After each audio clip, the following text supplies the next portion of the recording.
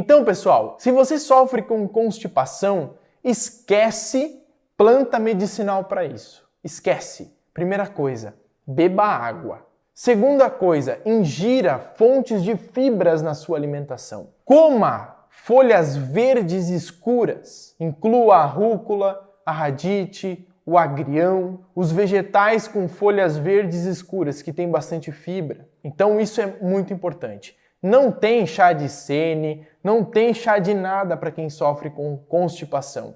Ah, Matheus, mas eu posso tomar o sene? Sim, você pode tomar o sene. Só que, gente, eu não gosto de utilizar o sene com frequência. Vou ser bem sincero com vocês, eu tenho uma aula no meu curso que eu falo sobre isso, lá no Alinhamento com Ervas. A aula do sene, ela é uma aula bem direta, que tem, acho que, menos de 10 minutos de duração. Eu não gosto de utilizar o sene. Sabe por quê? Porque o sene, em longo prazo, por muito tempo, ele pode causar sérias complicações, ele causa possíveis efeitos colaterais. E também a gente acaba deixando o nosso organismo, o nosso corpo, dependendo daquela planta medicinal. E o nosso intestino, ele tem que funcionar de uma forma natural e não estar dependente de uma planta, de algo para você evacuar. Então o chá de sene, ele é justamente utilizado naqueles momentos que você está há muitos dias sem evacuar, que você já está tomando água, que você já está consumindo fibras, que você já está repondo a sua flora intestinal, cuidando da sua alimentação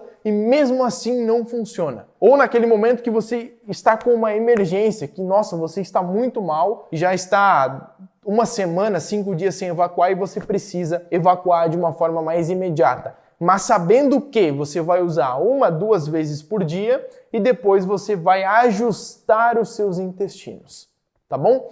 Não é porque é natural que não causa problema. Não é porque é natural que você vai utilizar. Não é porque é a planta que você vai sair tomando feito louco. Vamos ser conscientes, gente. Temos que tratar a causa e não usar as plantas só para remediar os sintomas. É o que muitas pessoas estão fazendo. Ah, essa planta é boa para dor de cabeça, toma essa. Mas qual é a causa da tua dor de cabeça? Qual é o chácara que está em desequilíbrio para você estar com uma constipação intestinal? Como eu falei, tem muitas pessoas que sofrem com uma constipação intestinal crônica, que ficam 2, 3, 5, 10, 15 dias sem evacuar. Imaginem você ficar esse tempo todo sem fazer cocô. É um absurdo isso. As pessoas começam a se sentir mal. Vocês sabiam que a nossa saúde cerebral, ela está diretamente ligada com a nossa saúde intestinal? Se os teus intestinos não estão em equilíbrio, não estão saudáveis, a tua mente, o teu cérebro não estará saudável. Você pode começar a desenvolver uma série de problemas, inclusive depressão. Inclusive a ansiedade. Vocês sabiam que a depressão e a ansiedade podem estar ligadas aos desequilíbrios intestinais? E aí você que trata a depressão há anos e anos e anos e não tem resultados com remédio, até com plantas, não adianta você só tratar o sintoma, nem com plantas. Você tem que tratar a causa. E qual é a causa relacionada com os desequilíbrios nos intestinos? É a falta de líquido, é a falta de fibra, é a má alimentação, é o excesso dos produtos alimentícios, é o refrigerante, é o açúcar, é o estresse emocional, o estresse mental, a sobrecarga emocional, é o desequilíbrio do plexo solar, que é o nosso terceiro chakra, que está ligado com o estômago, com o intestino delgado, com o pâncreas, com a vesícula biliar e com o nosso fígado. É o chakra básico, que está relacionado com as necessidades básicas da sobrevivência humana, que está ligado com o intestino grosso. Gente, eu sempre conto esse exemplo para as pessoas. E quem já ouviu falando disso já deve ter ouvido falar desse exemplo. Eu atendi um menino que ele tinha 12 anos de idade. Que ele estava numa depressão profunda, já estava tomando remédio, 3 tipos de remédio, ansiolítico, antidepressivo e tal. A mãe dele não sabia mais o que fazer, porque ele não queria mais ir para aula, ele não queria estudar, ele não tinha concentração, ele estava indo péssimo na escola. E tratava. E nada resolvia. E conversando com a mãe, eu descobri que ela tinha um problema intestinal, que ela ficava 1 semana sem evacuar. E aí eu falei para ela todos os problemas que poderiam se acarretar a partir disso. Aí ela olhou para mim, deu uma risada e falou assim: mas e o meu filho? Eu falei: o que tem o seu filho? O meu filho, ele tem 12 anos e ele fica 20 a 22 dias sem evacuar. Gente, eu olhei para ela, eu fiquei sem reação, eu fiquei pasmo, porque eu não consegui entender como que um ser humano fica 20 dias sem evacuar, gente. Era óbvio o motivo que a criança estava depressiva, estava sem concentração, desenvolvendo um déficit de atenção, desenvolvendo vários processos de crises alérgicas.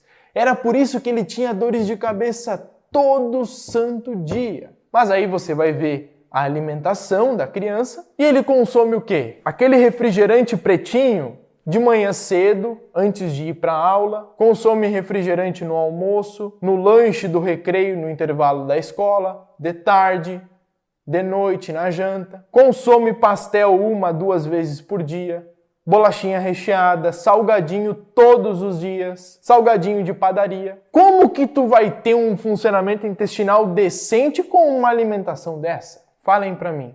Impossível, não tem como. Então, pessoal, muitas coisas estão ligadas a isso e as pessoas não estão tendo a consciência desse processo, de cuidar da saúde intestinal. Só que a saúde intestinal, ela não está ligada só com a alimentação. Ela está ligada com os nossos chakras, com os nossos centros de energia que eu já venho tanto falando aqui para vocês. Assim como o desequilíbrio intestinal pode gerar uma ansiedade, a ansiedade mental pode gerar um desequilíbrio do fluxo da energia vital do plexo solar, que é o terceiro chakra, que fica na boca do nosso estômago levemente para a esquerda, e esse bloqueio da energia vital contribuir para um agravamento dos problemas intestinais, contribuir para desenvolver uma constipação intestinal crônica, para desenvolver uma doença intestinal grave. Então é uma via de mão dupla.